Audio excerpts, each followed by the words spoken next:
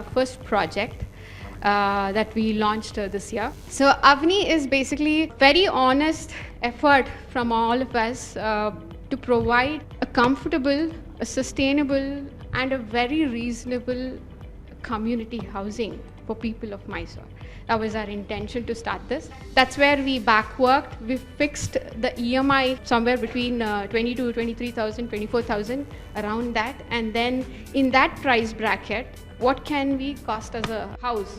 And then make it comfortable people to come forward and then start owning it instead of just paying up rents all their life. Most of the, let's say, 70 to 80% of the population of Mysore, I think, would be able to own a house at the age of 50 or 55, because the salary brackets are also around 40,000, 45,000 at the max. That's where, and 50,000 best case scenario. The intention was to give the value for whatever money that they're going to put in, invest into their asset. That's how we started approaching people, telling them about the project, and Avani started. Avani is basically a project of 180 units around all 2 BHK.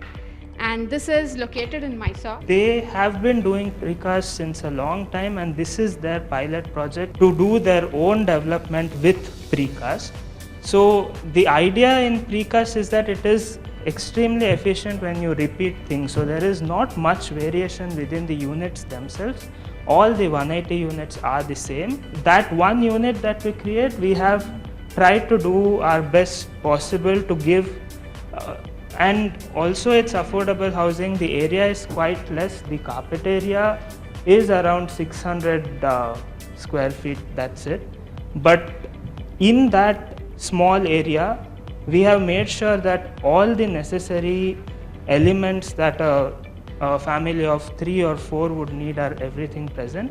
And also in terms of light, ventilation, etc., all the major spaces are oriented towards the external surfaces and they have enough light and ventilation.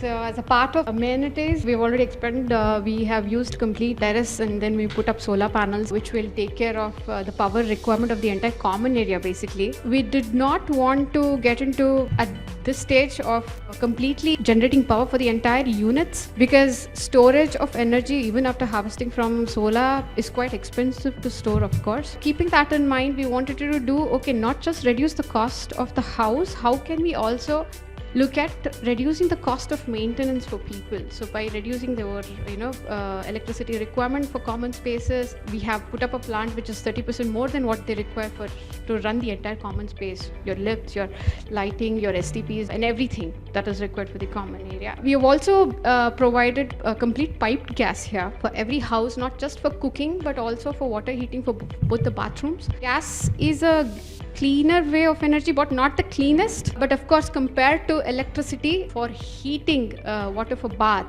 on a day-to-day basis, we thought, why not connect it not just for cooking? Anyway, we're getting the pipeline for cooking. Connect it for gas heaters also, and then provide water heating through these gas.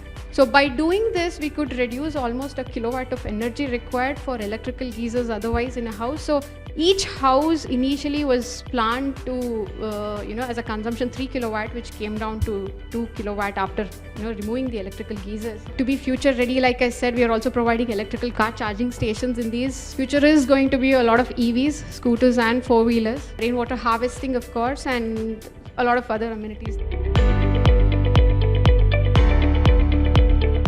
In terms of your communication that you do to your clients, which is the people who will eventually be using this, do they know or are they aware of the sustainability features that you're building in? So at the moment, what I hear you say is the renewable energy that you have enabled for common purposes, which brings down their cost, and probably the use of a technology that's one level more efficient than the other technologies that were conventionally used.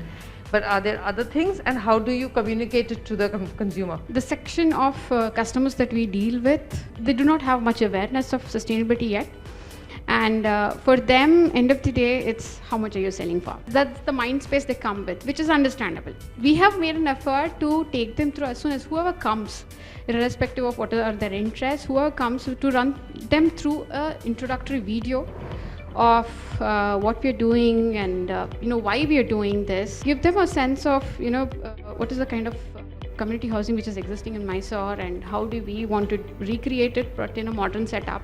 And how have we gone one step ahead of involving these sustainable amenities, and by doing this, what is the advantage they are getting? Yes, whenever we are explaining all this, they're okay listening to you. But the moment we say, this is also in a way to reduce your maintenance cost, you will probably understand only when you live in this community, no matter how much I'm going to tell you. When we come to the point of maintenance cost, are straight away going to be 20-30% immediately reduced just by, your common area electricity is going to be nil. And your water harvesting is being done, and because of piped gas, using the gas for heating, also your electricity requirement is also reduced in each unit. So these are some things when we take them through the video, and then we explain them, and then we take them to the actual mock-up and show them the around how. Some of them have shown that interest to ask more. Maybe after the video, that was something that we have observed. But yeah, we are figuring out with one-on-one interaction how better can we interact and make them understand.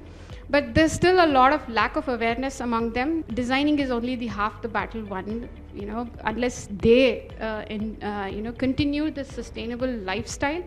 No matter how much we design is not going to be any use. So we are doing our efforts to keep the awareness.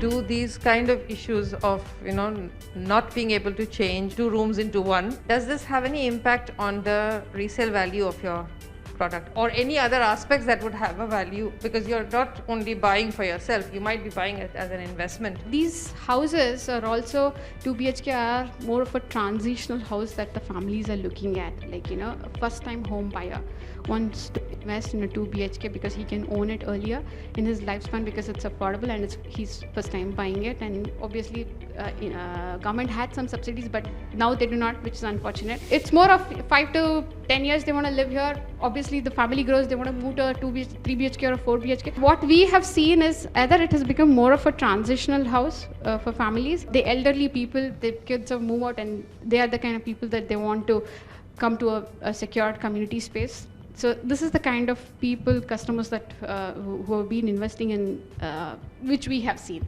in the past experience.